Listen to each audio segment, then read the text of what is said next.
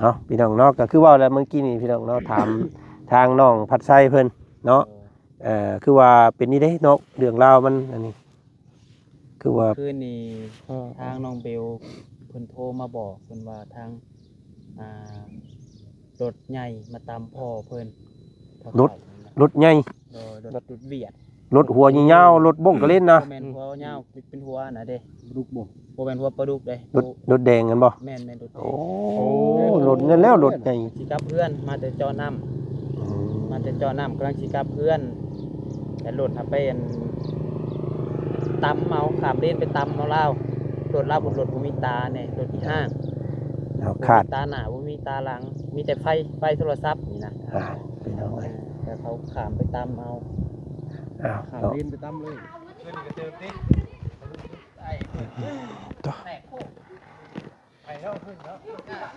พี่น้องเอ้ยเนาะ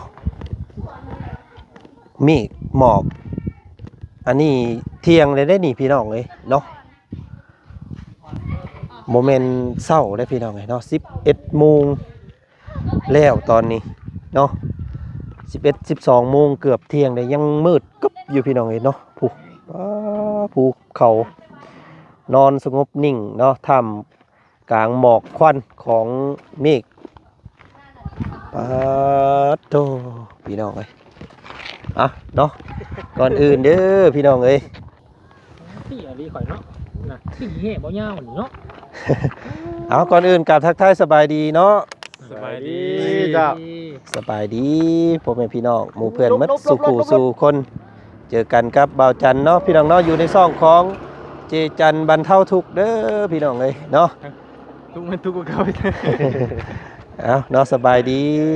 เนาะพี่น้องเอ้ยเนาะ2 4 5ขาดอีกคนนึงพี่น้องเอ้ยทางบ่าวเตียงเพิ่นเนาะกำลังเตรียมตัวอยู่ในห้องว่าซั่นซะพี่น้องเอ้ยทางพวกเฮากำลังกันสิเดินทางพี่น้องเอ้ยไปฮอดไปหาทางบ้านของน้องพรเพิ่นนั่นแหละพี่น้องเอ้ยเนาะตอนนี้ก็เป็นมื้อที่2ของคืนที่2เนาะมื้อที่3ของพวกเฮาที่มาฮอดจอดถึงพี่น้องเอ้ยเนาะทางบ่ยาวจักมื้อเลย13 มื้อเลยพี่น้องเอ้ยเนาะเอาตรงที่บอลเฮายืนอยู่ในปัจจุบันนี่พี่น้องเอ้ยเนาะก็ถือว่าเมื่อก่อนเป็นสนามบินเก่าเนาะกับโมเมนต์สนามบินเก่าแล้วก็สนามบินปัจจุบันนี่แหละเนาะแต่ว่ามันก็เก่าแล้วว่าซั่นซะมีทางพอลุงท่านนึงเพิ่นโทรมาดินเมื่อเช้านี่พี่น้องเอ้ยเพิ่นว่าเพิ่นเคยเป็นทหารเก่าอยู่ในนี่เนาะหลังโบสถ์นี่พี่น้องเอ้ยอยู่ใกล้กับวัดนั่นเป็นห้องหมอใหญ่ตะกี้เพิ่นบอกได้อยู่ทางนั้นเพิ่นว่าเนาะห้องเฮือนของท่านนายพลว่างเปล่าในพลบางเปล่าในไปอีกนิดนึงเพิ่นว่าอยากไปเที่ยวไปเบิ่งได้เนาะได้คือกันเพิ่นว่าได้บ่ลงอย่างบ่ไปเอาเป็นมื้อหน้าซะเนาะมื้อนี้เฮาก็สิได้เตรียมตัวเดินไปอัปเดตเฮือนน้องพรเพิ่นก่อนเนาะมื้อนี้คือสิอยู่ในขั้นตอนการโบกเนาะหรือว่าสาบแล้วลายพาแล้วเนาะยันแล้วข้างในตามเบิ่งบ่เพิ่นโบกข้างนอกก่อนออกข้างนอกก่อนบ่มื้อนี้เนาะเนาะก็ก่อนอื่นอยู่พี่น้องเอ้ยเนาะทางพวกเฮาก็เนาะได้รับข่าวมื้อคืนนี้พี่น้องเอ้ยเนาะทางน้องพัดไส้เพิ่นเนาะไปนั่งรอถึงป่ะนี่ฮะไปถึงได้นี่มีหม่องนั่งอยู่หม่องตรงไหนไปบ่ไปเนาะก็ถือว่าเป็นข่าวที่สลดใจนิดนึงพี่น้องเอ้ยมันบ่น่าสิเกิดขึ้นเนาะพี่น้องเนาะเพราะว่าอุบัติเหตุว่าซั่นซะน้องทางพ่อตาว่าซั่นซะพี่น้องเอ้ยเนาะทั้งพ่อตาหรือว่าพ่อเฒ่าน้องเบลเพิ่นก็ประสบอุบัติเหตุว่าซั่นพี่น้องเอ้ยโอ้ยเนาะปัจจุบันนี่ก็อยู่ในขั้นตอนการปิ้นปัวอยู่พี่น้องเอ้ยเนาะเนาะก็นี่แหละพี่น้องเอ้ยฝนตกเมื่อคืนนี่พี่น้องเนาะก็เฮ็ดให้ดินผ้าอากาศแห้งซุ่มเย็นขึ้นตื้มเนาะในเมืองร่องแจ้งแข็งใส่สมบูรณ์เด้อพี่น้องเอ้ยเนาะบ้านน้ำผาใหญ่นี่อากาศดีแล้วตอนเช้าๆพี่น้องเอ้ยเนาะเอาถ่ายเก็บภาพบรรยากาศเลยเนาะตอนนี้ก็ของรอทางเบาเตียงเพิ่นตื่นก็จังสิพากันไปพี่น้องไปพร้อมกันเนาะ ตัววิวพี่น้องเอ้ยธรรมชาติขนาดเด้อเนาะ แม่น นี่ ๆใช่ไอ้หูก่อนเดียวถ่ายของคู่เขาใหญ่เอาไปได้กับสนามบินจบแต่มาเด้อแข่งมาสนามบิน อันนี้คือนี่สิพี่น้องสนามบินเนาะสนามบินตั้งแต่คนแหละพี่น้องเอ้ยเนาะมุงนี่พี่น้องเอ้ยหลังคาขาวๆนี่เมื่อก่อนเป็นคุกเพิ่นว่าเนาะเป็นค่ายคุมขังอันนี้เนาะเป็นจุดที่ว่าคุมขังเป็นคุกว่าซั่นซะเนาะเป็นคุกแต่ก่อนได้ผู้กระทำผิดอีหยังได้ก็เอาเข้ามาอยู่นี่แต่ว่าปัจจุบันนี่อันเป็นบ้านเฮือนชานของพ่อแม่ประชาชนแล้วเนาะ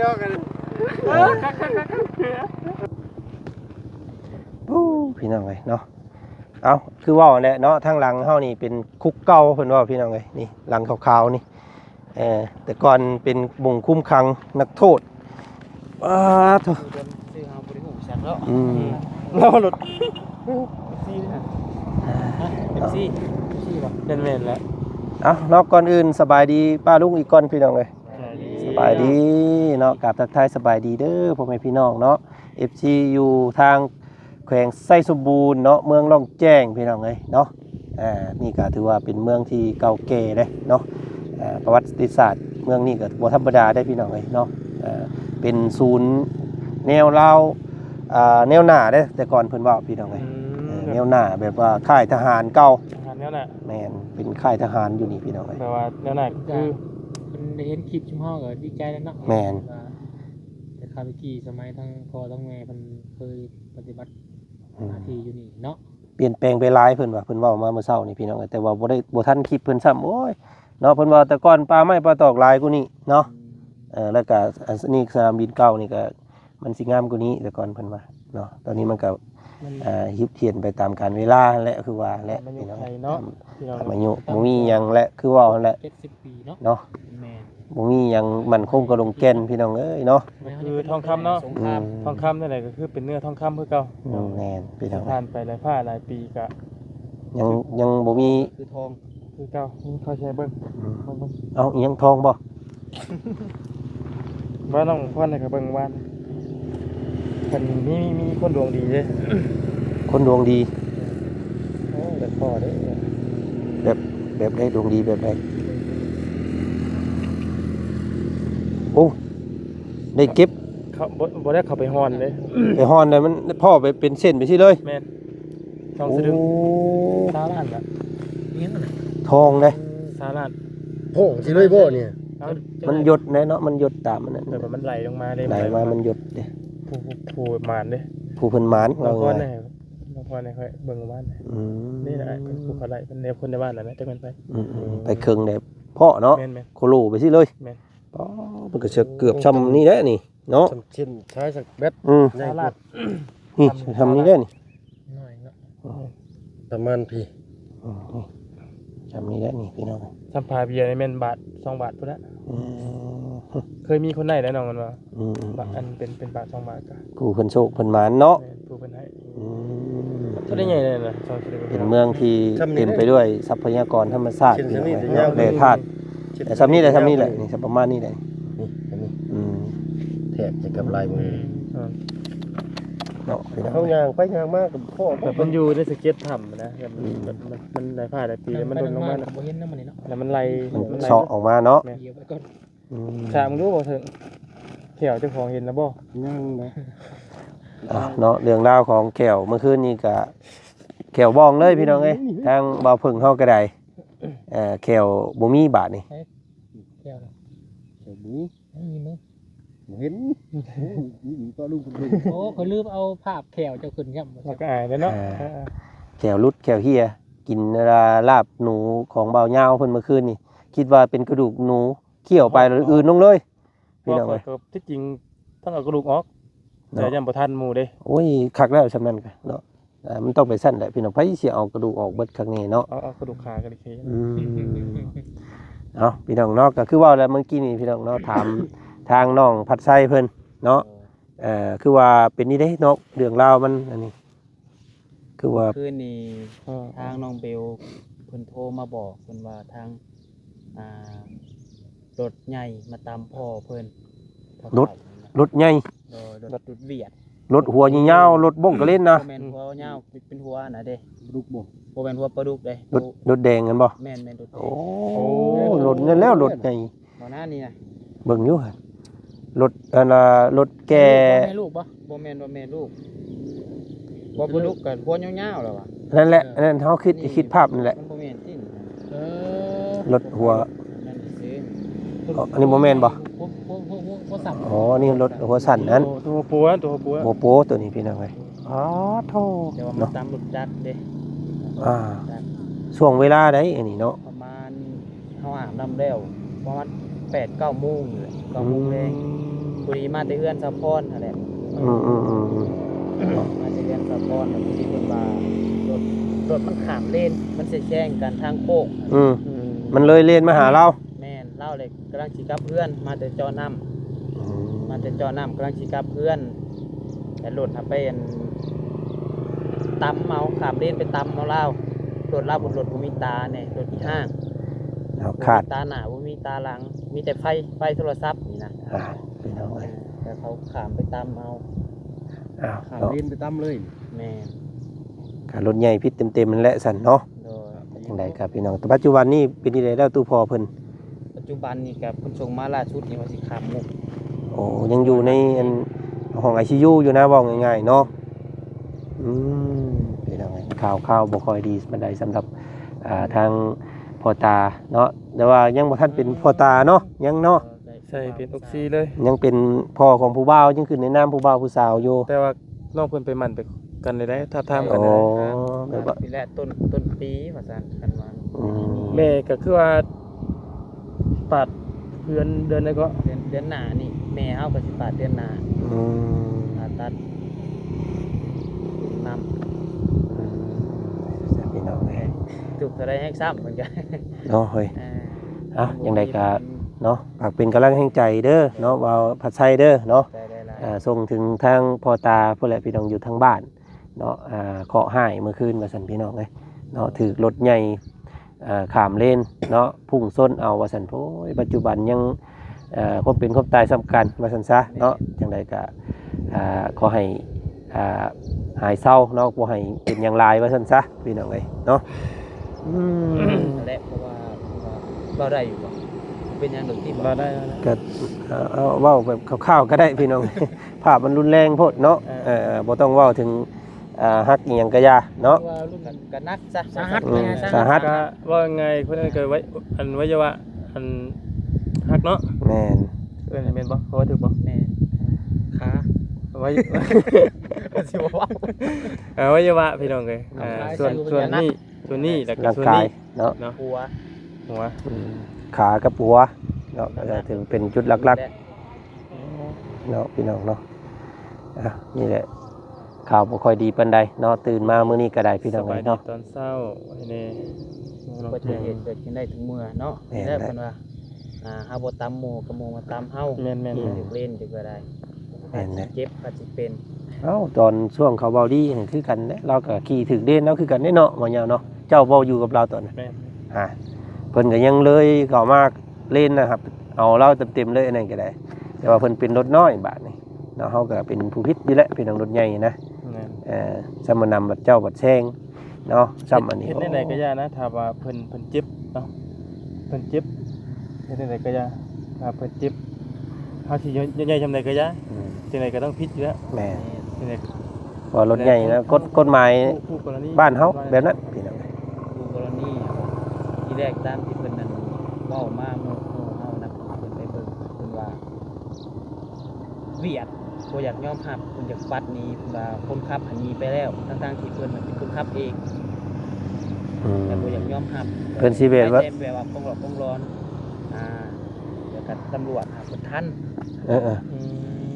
ทัน เพิ่นสิโยนว่าบ่แม่นเพิ่นครับเป็นผู้นั่งมาซื่อๆเนี่ยเนาะ แม่น โอ้ แต่ได้ยินเพิ่นว่าจะขึ้นไปดึงซ้ายไปทางแหลกในเทิงรถดึงหมุนหมดเลย ดึงที่ยัง ขายกล้องแหละ หัวจักสิเป็นจักสิแม่นหยัง คือ ได้ ว่า ยินแต่เพิ่นว่าขึ้นไปดึงทราย เจ้าก็มีกล้อง จังมั่วชั่วไปเบิดเลยว่ะเขาตามที่คนเห็นหั่นน่ะ เจ้าว่าแบบมีกล้องมีหยังอยู่จ้ะ ยังมีกล้องรถแล้ว ยังมีกล้องรถอะไรเพิ่นทำลายหลักฐานนั่นแหละเอาง่ายๆเนาะ กล้องดึงซ้ายก็มันถึกแล้วเนาะ แต่ว่าตอนนี้ก็ทางตำรวจเพิ่นก็ควบคุมแล้ว เป็นคนเวียดบ่ แม่นคนเวียดรถเวียดอีก เออ เวียด ไว้ได้เพิ่นขับคนเวียดได้อันตรายได้ ไว้ เพราะว่าทางบ่จันทร์เคยไปประเทศเพิ่นแน่แล้วก็เคยอยู่ในเส้นทางที่เพิ่นเที่ยวไปเที่ยวมานี่ถือว่าโหดเด้อพี่น้องเอ้ยเพิ่นขับรถเด้เนาะบ่คือบ้านเฮาเด้ไวแล้วก็แบบแซงนี่ก็บ่ได้อันนั้นนะบ่ได้เบิ่งนะมีแต่ปุดปัดเนาะ จะแซงก็แซง แม่น บ่ได้ชนว่าทางโค้งทางหยัง อืม อันนี้ก็ทางโค้งได้เที่ยวเพิ่นแซงอยู่ บ่แม่นว่าบ่แม่นว่าได้เพิ่นขับรถแบบย่านนะ แบบเป็นประเพณีเพิ่นว่าซั่นซะ คือว่าขอโทษน้ำธรรมศิลาเนี่ยก็ต้องให้เพิ่นวิทย์ก่อนค่อยเลื่อยอยู่เพิ่นเดียดว่าแล้วก็ยังให้นะพี่น้องเอ้ย โดยเฉพาะรถจักรเนาะว่าจันข้ามไปพาน้องกันว่าอันนั้นไปปิ่นปัวอยู่เวียดนะพี่น้องไงเนาะอ๋อมันมีวงเวียนหนึ่งเนาะเจ้าเคยเห็นบ่ที่ว่าเพิ่นผ่านกันจ้านั่นมันทางนะนำ TikTok ประเทศเพิ่นแหละนะ แม่ท่านบ่ แน่นเพิ่นบ่มีไผแดงได้วงเวียนนั่นน่ะ อ้าวเพิ่นไปได้หมุนไปเองบ่หมุนไปได้บ่ หมุนไปเลยแหล้วแต่ว่า มักดิ่งนะ หมุนไปเลยแหละเนาะ ได้อยู่บ่เห็นอยู่เนาะ หมุนไปเลย แม่นแม่น ไปได้ก็ไป ช่วยแต่ว่าหากส่วนหลายหากบ่ได้เป็นหยังเด้เนาะเพราะว่าเพิ่นเคยอยู่แบบนั้นเด้ ลืมเนาะ เออ เคย เป็นประเทศที่ขี่รถจักรหลายและกุโมงและว่าซั่นซะเนาะในอาเซียนเฮานี่ ไปได้ก็ไป แม่น ไปบ่ได้ก็อยู่นั่นแหละ คำว่าไฟมีพลาดล่มก็ว่าหั่นแหละ ถือว่าสุดยอดพี่น้องเอ้ยไปเนาะถือว่าโหดแฮงอืมเอาเนาะนี่แหละพี่น้องเอ้ยพวกเฮาก็ได้มาถ่ายทำเนาะให้พี่ให้น้องเบิ่งส้มนะก็ให้กำลังใจทางครอบครัวของน้องเป็นอันนั้นผู้เป็นเมียเนาะว่าซั่นง่ายเนาะเป็นเมียผู้พ่อตาว่าซั่นซะพี่น้องเอ้ยเคาะให้พี่น้องเอ้ยเนาะโอ้ยสิเมื่อเบิ่งเพิ่นก็ยากบาดนี้ แม่นผู้ดีกระเทินน่ะ เนาะ พอแล้วครับ คันเมื่อกะที่แรกก็ว่าสิเมื่อแหละแต่ว่าทางน้องเบลเพิ่นก็ว่าบ่เป็นหยังเพิ่นว่าถ้าเวียกงานแล้วก่อนซะเพราะว่าเฮาเมื่อก็มันก็ จ่อเลยเนาะ ซอยเพิ่นบ่ได้เลย ซอย เนาะ ยังเพิ่นบ่ได้ อย่างก็มันผู้ดีกระเทินน่ะเฮาเมื่อเฮาก็ซอยยังบ่ได้เฮาก็ อืม แม่นอยู่มือให้กำลังใจแต่ก็คันเฮาก็อยากให้ทางนี้มันแล้วก่อนหั้นนะกระเทิน มันจังเมื่อพร้อมกันเนาะก็ยังอีก3มื้อเลยพี่น้องเนาะเหลือเวลาอยู่3มื้อ ก็เฮ็ดยังบ่ได้เด้ซอยยังเพิ่นบ่ได้ก็แม่นแหละ อยู่น้ำแพทย์น้ำหมอหั่นแหละทางนั้นก็ได้ อยู่ สุด ที่แพทย์หมอนะ สุดน้ำแพทย์น้ำหมอหั่นแหละเนาะครับมันนี่ก็เหลืออีกเวลา3มื้อนับจากมื้อนี้ไปเนาะวันที่2แม่นพากันเดินทางกลับว่าซั่นซะก็ฮอดพุ่นก็วันที่3พุ่นแหละเนาะเพราะว่านั่นน่ะมันไกลเด้เฮาต้องเมื่อเฮาต้องหาหมองรับหมองนอน แน่นอนนะเฮาต้อง อืม กลับบ่ว่านอนนี่แถวพุ่นละ ปากสั้นเนาะเขาว่า ชั้ นะ นปากกระดิ่งพุ่นแหละ พี่น้องเอ้ย เพราะว่าเฮาสิบุกมาฮอดบ้านเลยนี่ถือว่านักนะ3โมง4โมงเช้าพุ่นแหละ บ่ได้ข้อยเคยเฮ็ดบ่ล่ะ กับมันบ่เตียงลองมึงน่ะ อืม เมื่อน่ะบ่ว่าบ่ได้ บ่ได้เนาะมันกระเทินเนาะ แม่นพอดีกระเทินพอดีเฮาเมื่อยซื่อ อืม ๆเฮาสู่เฮานอนพักแล้วตื่นมาแล้วเฮาเมื่อยน่ะ อืม ดีกว่า โดย ข้อยลองเฮ็ดแล้วมื้อนั้นมารอบก่อนกับเพิ่นลองเปลี่ยนกันครับเนี่ยตั้งลองเฮ็ด เรื่องที่ว่ามาเมื่อทำบ้าง แม่น อืม พอเตียงแล้วครับออกจากนอกนี่ข่อยว่าสิขับเมื่อบ่ฮอดเมื่อย นอนอยู่ใช้มือน่ะ บ่จัก เอ้า แต่ว่าเลยปากกระดิ่งลง โอ้เลยปากกระดิ่งลงไปก็ใกล้สิฮอดอันทาแขกแล้วเนาะ แน่นแต่ว่า แกงบุรีคำไส้แล้ว แม่นแต่ว่าเพิ่นฮอดอันบ้านกี่ก็ห่วยเกือบค่ำอีก อืมคือว่าได้เฮาก็อยากเมื่อกลางเว้นได้บ่จัดถ้าเป็นไปได้นะเพราะว่าเฮาสิได้ถ่ายทำบรรยากาศการเดินทางเนาะเพราะว่า แต่ว่าออกทางนี้เนี่ยบ่ยาวคิดว่าน่าจะเป็นกับตอนแรกนี่แหละ แม่น แต่ว่าอยู่เมื่อปากคันนี่ก็ต้องเว้น ต้องกลางเว้นอ๋อเพราะว่า มีแล้วเวียกทั้งนี่กับช่วง เกือบ เนาะ เที่ยงบ่ายแล้ว งาน เพิ่นเป็นใบลายทางเพื่อลำลากันอีกพี่น้องไงโอ้บ่อยากเห็นหูน้ำตาน้องพรอีกเด้เนาะ ต้องให้แท้ๆแหละคอยเบิ่งพี่น้องไงเพราะว่าน้องเพิ่นก็ยิ้มได้นี่ก็เพราะทีมงานเนาะมาให้กำลังใจ มีทีมงานเข้ามาก็พอมีรอยยิ้มอยู่ อื บัด ม หลังจากที่ กลับบ่มีพายุมันก็ภาพเก่าๆก็สิกลับเข้ามาแล้วพี่น้องเนาะแต่ เพ คือ ราะว่ามีไผคิดซ่อมบ่เพิ่งก่อน เป็นยังไง หอดแขว โอ้ ยิ่งกลัวยิ่งเม็ดแขวกว่านี่ เนาะโอ้ เอาใส่ เอานั่งไปซี่มึงเบิดคนมึงอยู่ซั่นนี่ เดี๋ยวเราบ่ส่งข่าวว่าย้อนหลังเลย เอานั่งไว้ที่กันเนาะ ให้นั่งที่ได้นี่นะให้ภาพเศร้าเลยเนาะทางนั้นก็กินฮอดแขวทางนี้ก็เป็นห่วงพ่อตาพี่น้องเลยเนาะทางนี้ก็เป็นห่วงเมียนี่ก็พี่น้องกันจับแขนบ่าวพัดไซเบิดคืนว่าซั่นเนาะฟันบ่ ฟันโอ้ย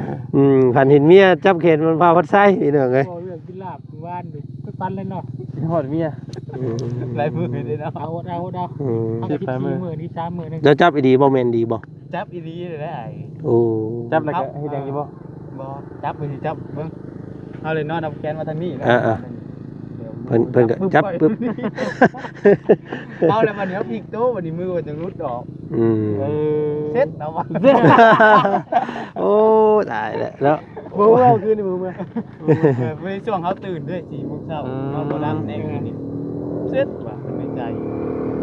พันเห็นเบียร์บ่ โอ้เมืองใครเห็นเมียใครเห็นเมีย อันนี้ตื่นมาแบนดี บ่คำคืนคนใหม่เนาะคำคืนเพิ่นก็โอ้ยล่ะ ใครเห็นเมีย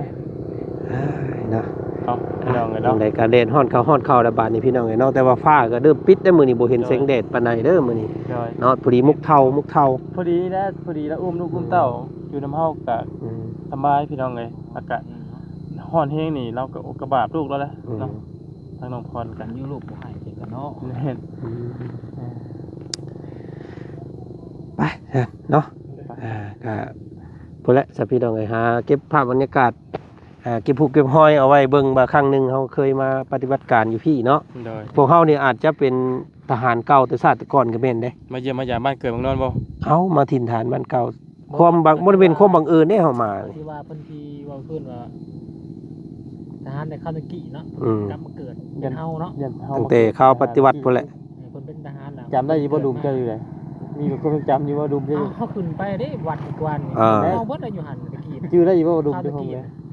ดุมเจ้าอยู่ตรงไหน บ่ชื่อแล้วว่ามัน เขาตายแล้วเขาบ่ชื่อเด้ อาจารย์มีความทรงจำมาขึ้นในหนังเลย โอ้ตายแล้วเนาะบ่ชื่อแล้วคุมตัวเองอยู่ไส เฮาสิฮู้ว่าเฮาไปบุญแล้ววัดวัน อืม แล้วเฮาอยู่หั่นแล้ว มีบุญต่อกันกับว่าได้อะไรเพื่อเฮา นี่แล้วก็เฮามานั่งอยู่นี่นี่ อืม นั่งวางแผนว่าจะจังได๋ตอนเปิดมาพอดีใส่ไม่รู้อะไร น่าสิเป็นเนาะเคยอยู่นี่มาก่อนแต่ก่อนเนาะเพิ่นจึงให้มานะ ใช้แบบระเบิดซุบขึ้น ดีๆเด้นี่น่ะมันบ่แม่นว่าความบังเอิญได้มานี่ มันต้องบุญสอดจอดเกี่ยวกันเด้จึงได้มานี่พี่น้องเอ้ย คือหนุ่มก้อนนี่ก็เป็นลูกเป็นหลานเป็นเมียแต่ข้างกี้บ่ ผู้ทางนั้นก็มาได้ผู้พี่น้อง เป็นน้องเป็นนุ่ง เนาะผู้ไปเนาะน้องๆเพิ่นนั่นมาได้พี่น้องไอ้ทางนั้นก็เถอะเบิ่งก่อนเนาะโอเคสพี่น้องเนาะสำหรับคลิปนี้ทางบ่าวจันก็ขอจบคลิปนี้เพียงส่ำนี้ก่อนเนาะคลิปนี้ก็โอ้ยพี่น้องเนาะก็ทีมงานเฮาเนาะหนึ่งในทีมงานเนาะครอบครัวเจอข่าวร้ายว่าซั่นพี่น้องเอ้ยมื้อนี้โอ้ยจังไดก็ขอเป็นกำลังแห่งใจให้ทางครอบครัวของพ่อเฒ่าน้องผัดไส้เพิ่นว่าซั่นจ้ะพี่น้องเอ้ยเนาะแต่เช้าเลยมื้อนี้ข่าวบ่ค่อยดีเลยเนาะพูดแหละพี่น้องไปเบิ่งไปส้มกันต่อคลิปหน้าอยู่บ้านน้องพรหั่นเนาะคลิปนี้ให้กำลังใจทางครอบครัวทางนั้นพี่น้องเอ้ยเกิดประสบอุบัติเหตุเนาะโอ้ยว่าซั่นเนาะเนาะเมืองรองแจ้งเด้อตอนนี้พี่น้องเอ้ยเนาะแข็งใสสมบูรณ์เนาะภูผาป่าไม้ถือว่างดงามหลายเนาะพี่น้องเนาะนี่ผู้ใดที่ว่าเคยอยู่แต่ข้าวยังหนุ่มยังน้อยก็อาจจะบ่จื้อแหละว่าซั่นซะเพราะว่าเป็นเขตที่เศรษฐกิจเนาะมันอาจจะเปลี่ยนไปตามกาลเวลาว่าซั่นพี่น้องเอ้ยเนาะต้นไม้ต้นตอกอาจจะหายไปบางส่วนเนาะภูผาป่าไม้ก็อาจจะแปรนโลนไปตามกาลเวลาพี่น้องเอ้ยโอ้ยสำหรับคลิปนี้ว่าจันไปก่อนเด้อเนาะสบายดีเด้อ